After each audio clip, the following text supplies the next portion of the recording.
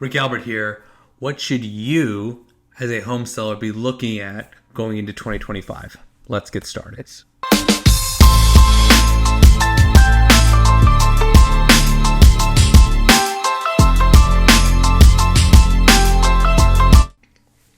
Okay, so you're thinking about selling your home in 2025. Generally speaking, smart move. There's a couple of things you really need to be focusing on this year. One is strategic pricing. Buyers are pushing back on things like condition, things on floor plan, yard space, things that we typically wouldn't have cared about a few years ago. Now buyers are getting extra picky. So you need to take off the hat of, I have the most beautiful house in the world, and start focusing on, okay, how do we adjust our prices accordingly? What's been kind of tried and true is always pricing a little bit below market. Buyers are not shy about offering over asking. So that's the first thing. Second thing you need to be looking out for is making sure you have all your ducks in a row. So if you're listing, let's say you're a condo or a townhouse, work with your realtor. Hopefully it's me, but wherever you're watching this, to get all the HOA docs up front, to get your preliminary title report up front, your natural hazards disclosure, get all your disclosures, any invoices, anything that could provide value. It's best to have that all up front. The reason being is as offers come in, you counter with all that information.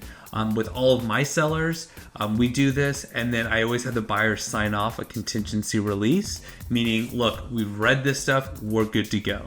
Those are things that they really look at.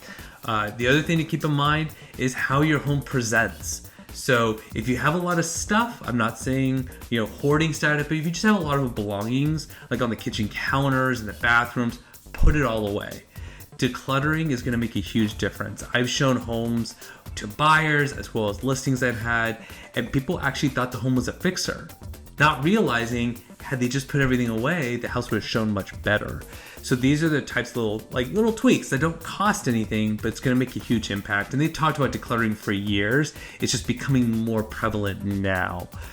The other thing is who you work with matters. I recently had helped someone sell a property up in the Bay Area. I didn't list it, I referred it out, but I helped with interviewing agents, and it was super fascinating to see what different agents were offering, and a lot of the agents were actually offering the same thing, but charging different rates. So you need to really look and say, okay, what are you going to do to get my home sold?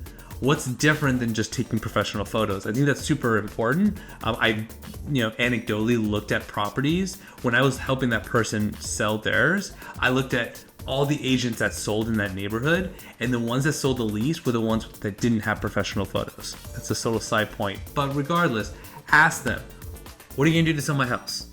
Right? It's not just pretty pictures. A little caveat, if they say, oh yeah, we posted on Zillow and Trulia and Realtor.com. Fun fact, all homes end up there. As long as you post in the MLS, all homes. So that's not special. That's something that they all do. So you have to really watch out for those types of things. What is something that's unique to that particular agent? And don't get harped on the fact that maybe that agent hasn't sold in that neighborhood before. It's not always that big of a deal because the agent's job is to get the most exposure possible. Meaning not only agents in that neighborhood, but agents in other neighborhoods to drive that traffic in. I sold homes and set records in neighborhoods I had never sold before, but here we are doing it. So these are some of the things you have to really look at. It's all about the active activity when interviewing agents. And the last but not least is to say, okay, look, what kind of improvements do I need to make? And is it worth doing? So oftentimes I'll have my sellers do inspection reports. They get general home inspection. They'll go through, we'll get the list, and then we take a look and say, okay, it's worth doing A, B, and C, or it may not be worth doing anything at all. And that's okay too. But sometimes it's important to be like, okay, there's a bunch of little fixes. A handyman can do this in a day. Let's do it, because then it can be a sign of good faith when you present it to a buyer. Here's the inspection report. Here's some of the fixes we've done. The rest of it is what it is. It allows you to be in a better position and a better presentation going forward. Love to get your thoughts. If you're interested in selling your home, please feel free to reach out. Even if it's not in the Los Angeles area, we can talk about it. I have a big network of agents throughout the country, and we can go from there.